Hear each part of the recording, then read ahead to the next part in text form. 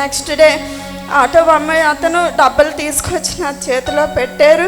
వెంటనే ఆ డబ్బులు పెట్టి మేము ఫైనాన్స్ మాకున్న ప్రతి ప్రాబ్లమ్స్ మేము క్లియర్ చేసుకున్నాం. నా 2 బిడ్డలకి నేను ఫీజు కట్టగలిగాను. దేవుడు మా పట్ల ఎంతో గొప్ప కార్యం చేశాడు.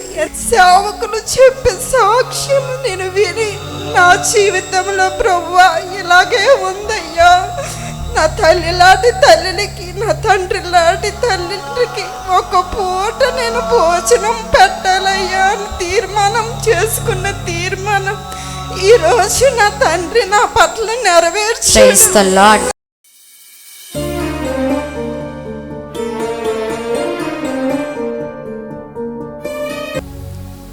దేవుడి నామానికి వందనాలు చెల్లిస్తున్నాను. పాస్టర్ గారికి, పాస్టర్ ఎం గారికి నా హృదయపూర్వకమైన వందనాలు చెల్లిస్తున్నాను. కూడి వచ్చిన బిడ్డలందరికీ నా హృదయపూర్వకమైన వందనాలు చెల్లిస్తున్నాను.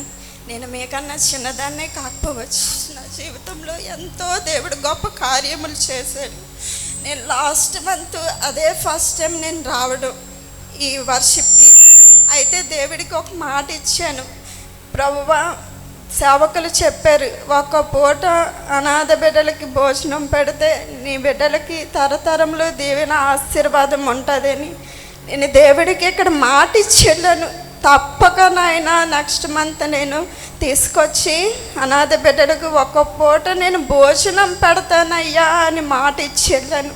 మా ఆయన ఆటో అమ్మేయాలి అని ఆలోచన కలిగి ఉండేటప్పుడు వాళ్ళు కొంటామంటున్నారు కానీ ముందుకు రావట్లేదు, డబ్బులు ఇస్తామంటున్నారు ముందుకు రావట్లేదు. నేను ఒకటే అన్నాను, నీ చిత్తమైతే ప్రభువా ఈ ఆటో అమ్మేసి మేము మా అవసరములు తీర్చుకోవాలి, కానీ మేము ఈ మాట ఇచ్చిన మాటని మాత్రం నువ్వు నెరవేర్చయ్యా అని నేను ప్రార్థించినప్పుడు వెంటనే నెక్స్ట్ డే ఆటో అమ్మాయి అతను డబ్బులు తీసుకొచ్చి నా చేతిలో పెట్టారు. వెంటనే ఆ డబ్బులు పెట్టి మేము ఫైనాన్స్ మాకున్న ప్రతి ప్రాబ్లమ్స్ మేము క్లియర్ చేసుకున్నాం. నా 2 బిడ్డలకి నేను ఫీజు కట్టగలిగాను. దేవుడు మా పట్ల ఎంతో గొప్ప కార్యం చేశాడు. సేవకులు చెప్పే సాక్ష్యం నేను విని నా జీవితంలో ప్రభువా ఇలాగే ఉందయ్యా, నా తల్లి లాంటి తల్లికి, నా తండ్రి లాంటి తండ్రికి ఒక పూట నేను భోజనం పెట్టాలయ్యా అని తీర్మానం చేసుకున్న తీర్మానం ఈరోజు నా తండ్రి నా పట్ల నెరవేర్చాడు. ఎంతమందికి సాక్ష్యం అర్థమైందండి? అర్థమైందా? లాస్ట్ నెలలో జరిగిన ఆరాధనలో మరి సహోదరి పాల్గొన్నారు. ఆమె యూట్యూబ్లో చూశారంట, ఇక్కడ సుబ్బలక్ష్మి కళ్యాణ మండపంలోనే ఆరాధన జరుగుతుందని తెలుసుకొని మరి లాస్ట్ మంత్ జరిగిన ఆరాధనలో పాల్గొన్నారు.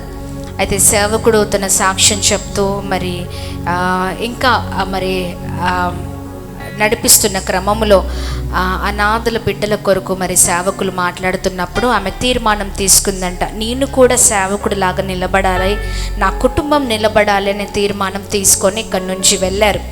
అయితే ఆమె ఈ మంత్ రావడానికి చాలా భయంకరమైన పోరాటం, ఇక్కడికి రావాలి అంటే చాలా భయంకరమైన పోరాటం. తీర్మానం తీసుకొని నెక్స్ట్ మంత్ ఎలా అయినా నీ పని కొరకు నేను నా కుటుంబం వాడబడతామని తీర్మానం తీసుకొని వెళ్ళింది. కానీ చాలా భయంకరమైన శోధన అండి, అప్పులు, బాధలు, చాలా వ్యతిరేకతలు. మరి ఫైనాన్స్ అంతా కూడా క్లియర్ చేయాలి. ఒక పక్క చూస్తే మరి తన భర్త ఆటో విషయంలో వస్తున్నట్లే వస్తున్నాయి, కానీ ఆ ఆటోని ఎవరు తీసుకోలేని పరిస్థితిలో మరి వారి కుటుంబం ఉంది, పిల్లలు ఫీజు కట్టలేని పరిస్థితిలో ఉంది. కానీ ఆమె మాత్రం తీర్మానం అలానే పట్టుకొని ప్రార్థన చేస్తున్నారంట. తన భర్త అనుకున్నారంట, ఎలా అయినా మేము మా కుటుంబం మేము కూడా అనాథులమే, మేము కూడా నిలబడాలి అలాంటి వారి కొరకు. మరి సేవకుడు చెప్పినట్లుగా సేవకుడు చేస్తున్న పనిలో మేము కూడా పాలు పంచుకోవాలని తీర్మానం తీసుకొని, ఎలా ప్రవ్వా ఇన్ని ఉన్నాయి ఏం చేయాలి అని ఆ తీర్మానంతో ప్రార్థన చేస్తున్నారు. కానీ అద్భుతమైన దేవుడు, ఎంత గొప్ప దేవుడు అంటే నిజంగా మన హృదయంలో ఆశ గొప్పగా ఉన్నప్పుడు దేవుడు ఖచ్చితంగా అంతకంటే గొప్ప కార్యాలు చేస్తారు. ఆమె ఏమీ లేనప్పుడు ఇవ్వాలని తలచింది, అనుకుంది, తీర్మానం తీసుకుంది. అయితే ప్రభు ఈ నెలలోనే తన భర్త ఆటో ఎవరైతే తీసుకోవట్లేదో, అంటే ఎంతమంది అయితే వస్తున్నారు పోతున్నారు కానీ ఆటో ఎక్కడ కూడా సేల్ అవ్వట్లేదు, కానీ దేవుడు అద్భుతమైన రీతిలో ఆ ఆటో విషయంలో గొప్ప కార్యం చేసి ఆటో అమ్మడానికి వచ్చిన మరి ధనముతో వారికి ఉన్న అప్పులు కూడా తీర్చుకున్నారంట. ఫైనాన్స్ అంతా క్లియర్ చేశారంట. ఈ రోజున ప్రభు సన్నిధికి ప్రభు కొరకు ఆయన పని కొరకు కానుకొని తీసుకొని వచ్చారంట. గట్టిగా చప్పట్లు కొడదామా? హల్లెలూయా. నేను ఎప్పుడైతే ఆలోచన చేశానో, తీర్మానం తీసుకున్నానో, నిశ్చయంగా నాకున్నవన్నీ కూడా ప్రభు కొట్టివేశారని సాక్ష్యం ఇస్తుందండి. హల్లెలూయా. ఈ రోజున సకల సమృద్ధితో బిడ్డల విషయంలో కూడా దేవుడు చాలా చక్కని గొప్ప కార్యం, ఫీజు కట్టడానికి కూడా గొప్ప కృపను చూపించి దేవుడు మరి సాక్షిగా నిలబెట్టిన విధానాన్ని బట్టి కేవలం ప్రభుకి మహిమ కలుగును గాక. ఆమేన్. మన ఆలోచన సరైన ఆలోచనగా ఉన్నప్పుడు ఖచ్చితంగా ప్రభు కృప మనతో ఉంటుందండి. ఆమేన్ అని చెప్పండి. ఆమేన్. హల్లెలూయా. చాలా సంతోషం తల్లి. May God bless you. సంతోషమా? సంతోషమే అమ్మగారు. Praise the Lord. దేవుని నామానికి మహిమ కలుగును గాక. గట్టిగా చప్పట్లు కొడుతూ ప్రభు నామాన్ని మహిమ పరుద్దాం. గాడ్ బ్లెస్ యూ నాన్న. దేవుడు మిమ్మల్ని అందరినీ, మీ కుటుంబాన్ని దీవించును గాక. సంతోషం.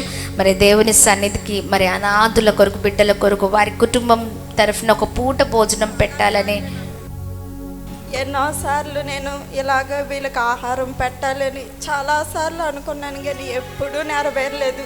దేవుడు ఈ జనాంగన మధ్యన ఈ సేవకుల ద్వారాగానే నేను భోజనం పెట్టాలని ఆయన ప్రణాళిక నా మీద ఉండబెట్టే ఈ రోజు నన్ను తీసుకొచ్చి ఆయన చేతుల మీదుగా అనేక మందికి భోజనం పెడుతున్నారు. సేవకుల చేతుల మీద పెట్టింది నా బిడ్డలకి ఎప్పుడు ఆశీర్వాదమే.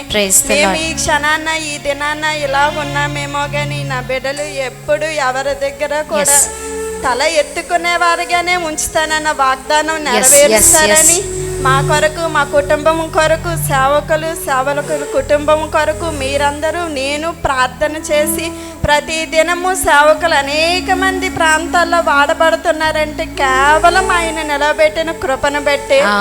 ఇటువంటి కృప మా అందరి మధ్యన నిలబెట్టి ఇంకనూ వాడబడాలని, మంచి ఆరోగ్యం ఇచ్చి, శక్తి బలమునిచ్చి, ఇంకా దినదినము అభివృద్ధి పొందుతున్నందుకు వేలాది దేవుడికి వందనములు, స్తోత్రములు చెల్లించుకుంటున్నాము.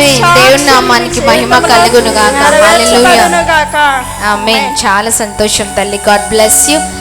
మనం చేసింది మనుషులు మర్చిపోవచ్చేమో, కానీ దేవుడు ఎన్నటికీ కూడా మర్చిపోరు. ఆమె నమ్ముతున్నట్లుగా తను విశ్వసిస్తున్న రీతిగా మరి చెల్ల కుటుంబంలో దేవుడు అద్భుతాన్ని చేయును గాక. తన బిడ్డల్ని మరి దేవుడు అంచెలంచెలుగా అభివృద్ధి పరచును గాక. ఆమేన్. ఆమెన్. దేవుని నామానికి మహిమ.